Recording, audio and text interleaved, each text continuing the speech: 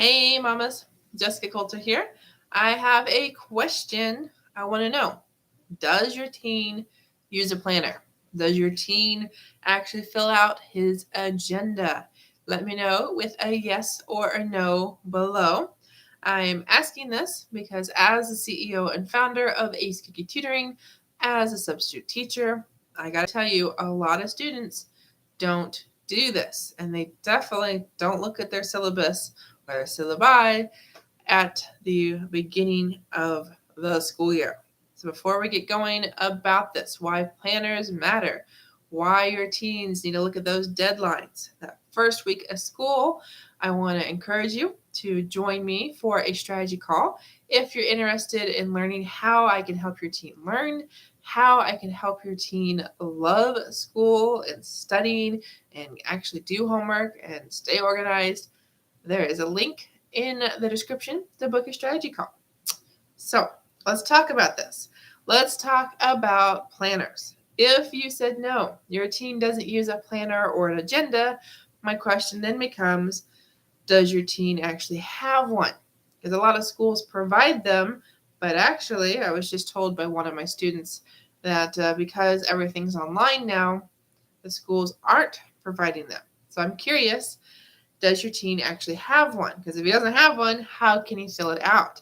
Now, if you said yes, your teen has an agenda, actually uses it, that's amazing. Because I got to tell you, your teens who actually fill out their agendas are going to be way more organized than the teens who don't. Okay? So let's talk about the beginning of the school year. So your teen has this agenda, hopefully. I got to encourage you, if your teen doesn't have one, if the school doesn't provide it, he needs one. And I know you might be going, okay, he can just keep track of it on the Google Calendar or on an app, something like that. I got to tell you, science says we remember more if we physically handwrite things. So nothing against online tools, apps, things like that. But your teen's going to remember it better if he writes it down. So definitely encourage writing being primary, anything else being secondary, or just, as a backup. Okay? So here we go. What was I going to say? So we are talking about planners. We're talking about the beginning of the school year. So your teen goes to class.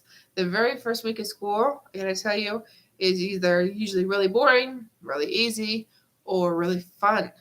And part of that process is your child's teacher, and every single class is going to tell him, hey, this is the class. This is who I am. This is how we do things. This is what's where.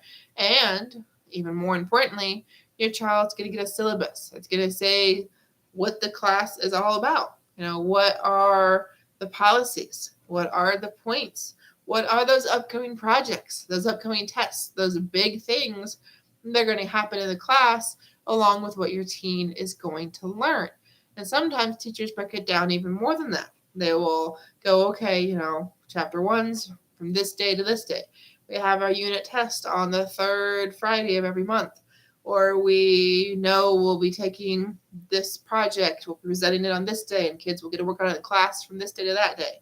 So all of that stuff, no matter how descriptive or not descriptive the syllabus is, it's going to have bare minimums such as projects, papers, tests. Those are going to be on pretty much every syllabus for every class that your middle schooler, high schooler, and college student takes. So your teen needs to write those things down in a planner. Yes, I know dates might change, but if it's on the syllabus right now that your teacher gives your child the first day of school, first week of school, whatever it might be, your child needs to write it down in a planner. That's one of the most effective habits that your teen can start doing this school year at the beginning of the school year. And he's going to want to do this next semester if your child has new teachers. Okay? So write it down. And if you want to do it multiple places, electronic paper, that's totally fine. If your teen doesn't have a planner, I encourage it. Okay, so let's talk a little bit more about what to do with these due dates and like how to actually use that information that we have now, like when these things are effectively as we get closer to those due dates. Before I do you know I'm live on Facebook, I'm live on YouTube. So if you're not a follower, not as a subscriber, would love to have you as one or both. We'll be presenting more ideas, more things about school, about learning, about studying all year long. So there's already over 400 videos here, both places. Definitely lots to check out. So we've got those dates written down. What does your teen do with those? Well, the goal here is that your child knows, okay, there's a test on this Friday, like Friday the 12th. The goal is on Monday, your child will have his planner open and be like, oh, look at what my week looks like. And this is the stuff I just learned about last week. This is the stuff I've been expecting for weeks and maybe even months. Okay. So if it's Monday, your child looks at his week. Okay, well, that means now I have this many days to study for that test on Friday. Whereas if your child doesn't write it down now, doesn't look at the syllabus, write it down now, that test on Friday might come as a huge surprise, especially if your child misses school on Monday. Maybe Tuesday, they do something fun like a field trip, and so your child's not thinking about school whatsoever. And then he gets to class on Wednesday, and the teacher's like, okay, guys, next time I see you, we're having a test. And so your child's missed out on possibly 2, 3, even more days that he could have studied. Okay. Also, maybe your child has something written in his planner that a paper is due on Monday. Well, I cannot tell you how many students come to school, and if they have a class like second period or third hour, whatever it is, and their friends are like, hey, that paper's due next class. Maybe they have a friend in the first class. And so then your child's like, oh my goodness, I didn't study. I don't have the paper done. Like, it's not even started. This doesn't have to happen if your child writes down that due date now in his planner, because your child has his planner, finishes school on Friday.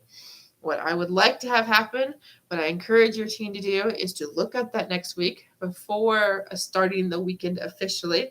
And that way, oh, it's written down on Monday. I know, okay, this paper better be no Monday. The cool thing is, if the date does change, like say the paper ends up being due on Wednesday instead of Monday, but your child has it done on Monday, that means if he's got time in class because he's already done and the teacher gives kids time to work on their papers, well, then your kid can work on something else. Your teen can read. He can do something fun if he's all caught up with that class and, say, other classes. Okay? Same thing with the test. Okay, the test was supposed to be Friday, but it gets moved up, or I should say moved back to Tuesday. Same thing, your kid was ready.